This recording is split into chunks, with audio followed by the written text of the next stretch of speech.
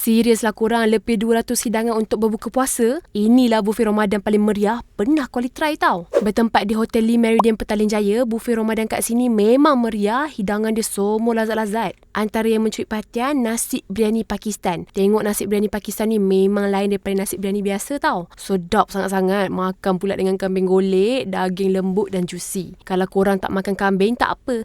Ada juga pilihan ayam golek. Untuk peminat sup gearbox, ini juga satu hidangan yang korang wajib cuba. Supnya pekat, makan panas-panas waktu berbuka memang ngam. Selain tu ada juga pelbagai hidangan lauk kampung macam ketan masak lemak, gulai nangka, ayam goreng berempah dan asam pedas. Kat sini pun ada hidangan ayam gepuk tau. Apa yang menarik, sambal dia korang boleh cedok sendiri ikut suka banyak mana korang nak. Bukan tu je, seafood kat sini pun tak kalah hebat. Semua segar-segar belaka. Untuk peminat sayur dan salad, yang bestnya korang boleh petik sendiri salad yang ditanam secara hidroponik kat sini. Boleh makan fresh-fresh gitu. Kalau teringin nak makan mi pula, korang boleh rasa pelbagai pilihan mi, pasta macam mi rebus ketam yang dimasak langsung oleh chef profesional. Dah puas makan, jangan lupa cuba pula pilihan pencuci mulut yang dihidangkan kat sini. Ada kuih tradisional dengan pastry moden. Harga ditawarkan pun berbaloi, RM148 untuk dewasa dan RM99 untuk kanak-kanak. Buffet Ramadan ni berlangsung daripada 20 Februari sampai 19 Mac di Pasar Baru at Lee Meridian Petaling Jaya. Manakala buffet di Grand Ballroom pula RM98 je untuk dewasa, RM69 untuk kanak-kanak dari 23 Februari sampai 17